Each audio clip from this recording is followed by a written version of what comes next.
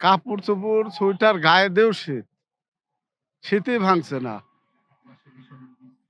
আহ মানে শরীর ভিজে যাচ্ছে। আমি মনে করি এই শীতের জন্য এখনকার বাড়িতে বাড়ানো যাত্রী মনে করেন খুবই কম।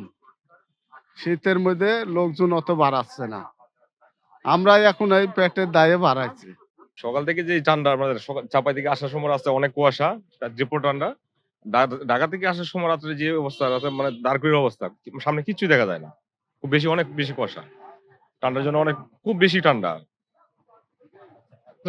গ্লাস লাগানো থাকে তো যাত্রী কোনো সমস্যা হয় না, কোনো সমস্যা হয় না। গাড়ির ভিতরে তেমন সমস্যা হয় না, বাইরে ঠান্ডাটাই বেশি আর কি। কটকটা ঠান্ডা। হ্যাঁ, বেচা কিনা নাই, লোকজন আসছে না।